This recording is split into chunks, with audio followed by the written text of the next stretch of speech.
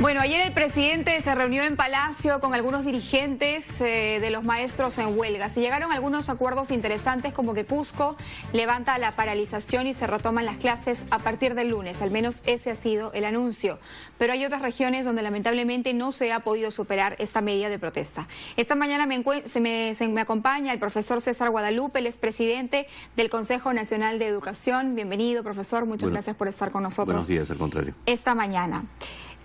A ver, si uno observa el desarrollo de la huelga, uno se pregunta, finalmente, ¿con quiénes ha conversado el Ejecutivo? Porque conversó con la dirigencia nacional, que no está reconocida por la dirigencia regional, y entonces el SUTEP está como partido y no se sabe quiénes son los interlocutores, o finalmente quiénes son los líderes que podrían promover un diálogo para llegar a una solución. A ver, ayer el presidente tuvo dos conversaciones, una con el Comité Ejecutivo Nacional del SUTEP, que como bien señala, digamos, no es una conversación que vaya a llevar ningún acuerdo ni a ninguna solución por el nivel de, digamos, de desconfianza y de rebeldía que se ha expresado en las regiones respecto de la Dirección Nacional del SUTEP. Eso es uno. Y dos, ha tenido una conversación con algunos dirigentes de algunas regiones con las cuales ya había un acuerdo logrado 2 días antes y algunos más que se han ido sumando para ver si podían sumarse a este acuerdo.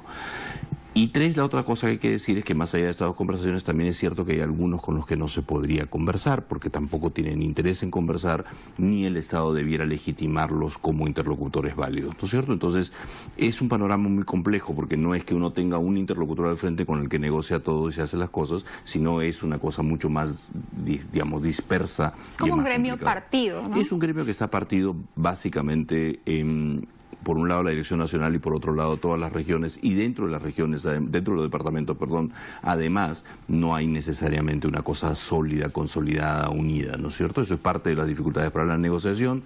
Esperemos que hoy día, por ejemplo, Arequipa se sume al acuerdo, pero Arequipa no podía sumarse al acuerdo ayer por estos niveles de desconfianza que hay en el país. La directiva necesitaba consultar de nuevo hacia Arequipa para ver si estaban de acuerdo con lo que se había logrado y según eso se sumarían hoy y eso pasa con varias regiones, que los dirigentes no tienen suficiente autoridad como para decir yo firmo un acuerdo.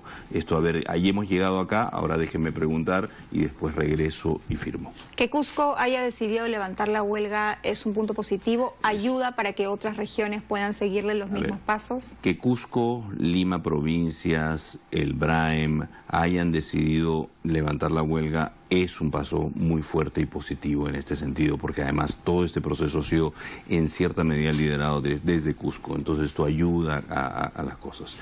Arequipa esperemos que se sume hoy día y otras provincias, otros departamentos se sumarán luego, pero hay algunos que probablemente no se sumen, ¿no? A eso quería llegar. Puno, por ejemplo, en Puno están tomando medidas sumamente radicales y violentas, ¿no es cierto? Están bloqueando pistas y todo esto. Se están sumando además otros gremios, transportistas, y parece que la cosa se está saliendo un poco más de control. Sí, lo que pasa es que hay que entender que en algunos casos la agenda no es el reclamo salarial ni la agenda legítima de los maestros, sino hay una agenda política distinta que tiene que ver con el control del sindicato por un lado y con una agenda política antisistema democrático por otro. Entonces, la respuesta a eso no es una respuesta de negociación sindical, la respuesta a eso es una negociación política de asegurar el imperio de la ley, ¿no? Permítame, que nos aboca esta mañana, estoy conversando con el profesor César Guadalupe sobre la huelga de los maestros. Y claro, hoy hay una segunda reunión en Palacio de Gobierno que todos esperamos que llegue a buen puerto, pero siendo honestos, profesor Guadalupe, ¿ha sido lo mejor estratégicamente hablando para el gobierno sentarse a conversar con los dirigentes de estos maestros en pie de lucha? Digamos, la conversación en una sociedad democrática siempre es una cosa necesaria, siempre y cuando estamos hablando de personas que estén jugando el juego de la vida democrática. Y el gobierno ha acertado en separar el trigo de la paja y se sienta con algunos y no se sienta con otros. Eso es correcto. Si es el mejor momento, si debió haber sido antes, si debió haber sido solo en el Ministerio, solo en Palacio, eso es totalmente discutible. Si algunas declaraciones ayudan o no ayudan, eso es totalmente discutible, pero creo que ha habido un principio básico que es, en democracia las cosas se conversan y se conversan con todos aquellos que estén dentro del juego democrático y no con los otros. Ese principio básico creo que ha sido acertado más allá de algunas otras cosas que probablemente no se hayan manejado tan bien. Ahora, ¿cómo queda la dirigencia de SUTEP internamente? Porque desde hace mucho tiempo hay varios maestros que sienten que el CEN no los representa. Sin duda, hace mucho tiempo que eso sucede. En una encuesta nacional que hicimos con el Ministerio en el 2014, los niveles de confianza que mostraban los maestros respecto de su dirección nacional eran bajísimos. Y digamos, el sindicato es un tema del sindicato, yo no tengo ninguna responsabilidad sobre eso ni debiera interferir en ello. Lo que yo sí los invitaría a hacer es una reflexión autocrítica acerca de por qué han llegado a esta situación de falta de legitimidad, ¿no? Se anunciaron medidas mucho más drásticas, salió el presidente del Consejo de Ministros acompañada de la propia ministra Marilu Martins y dijo, bueno, si al tercer día no regresan a clases, entonces empiezan los despidos, eso ya se cumplió el día miércoles, pero inmediatamente después vino la convocatoria de diálogo de parte de Palacio. ¿Qué debería suceder con aquellas regiones que no quieren sumarse o que no quieren deponer la medida de fuerza? Bueno, hay que aplicar las normas legales vigentes, ¿no? Eso es lo que el Estado, para eso existe el Estado. Es decir, despidos, sanciones. Así es, porque es lo que corresponde hacer. Digamos, eso es lo que corresponde hacer en un Estado de Derecho, ¿no? Ahora, todos estos profesores que durante 50, 30 días, dependiendo de la región, han estado sin brindar clases, me imagino que se les debe aplicar los descuentos. Es lo que yo entendería también. Digamos, no se ha hecho nunca en el pasado, pero es lo que corresponde hacer en una sociedad que respeta sus normas y en una sociedad, pero no respetar las normas por respetarlas, sino porque lo que está detrás es que no podemos permitir que el derecho fundamental de las personas a la educación, es decir, el servicio educativo que deben recibir los niños, sea el que pague la cuenta. No se ha hecho nunca, antes me decía qué cosa. Aplicar descuentos. ¿Nunca se les había aplicado descuentos? O sea, siempre Normalmente al final se hace un acuerdo y se perdona la vida a todo el mundo. O sea, lo que tendríamos al final es una huelga financiada. Financiada monetariamente por el Estado y financiada en términos de deterioro del servicio educativo por los estudiantes, y eso es la preocupación que deberíamos tener. ¿Le falta fortaleza al gobierno? ¿Le falta ser mucho más enérgico? O sea, yo creo que el Ministerio de Educación ha manejado, digamos, dentro de todas las limitaciones que existen en el país, porque además es muy difícil conversar con actores muy diversos y en condiciones de precariedad y de desconfianza como las que existen en el país. Creo que en ese contexto el Ministerio ha hecho bastante bien las cosas.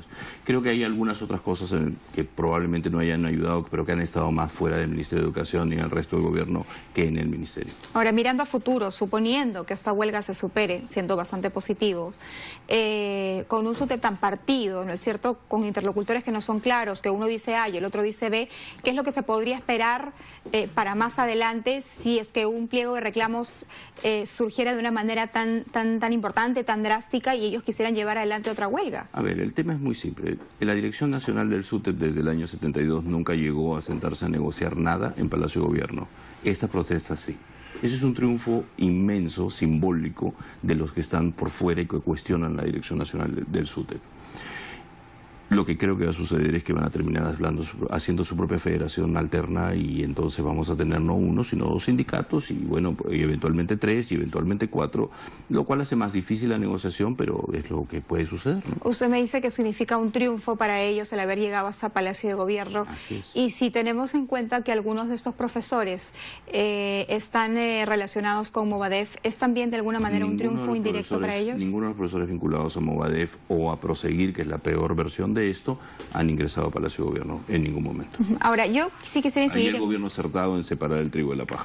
Ok, yo quisiera sí incidir en un tema que es el presupuesto nacional de la República y cuánto es lo que se plantea para el sector educación, porque las demandas existen, las carencias están. Entonces, ¿cómo es que debería plantearse, por ejemplo, para el siguiente año presupuestal, o qué es lo que debería tener en cuenta el Ejecutivo para de alguna manera aminorar este tipo de reclamos? A ver, déjeme retroceder un paso. Yo creo que el problema fundamental del servicio educativo no es pagar sueldos. El problema fundamental del servicio educativo es prestar un buen servicio a las personas, es decir, garantizar el derecho de las personas a una educación de calidad.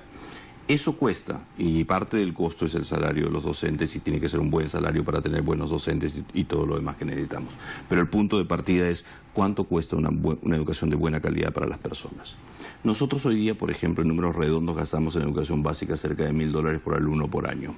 Eso es 4 veces más de lo que gastábamos hace 15 años y es menos de la mitad de lo que gasta cualquiera de nuestros vecinos.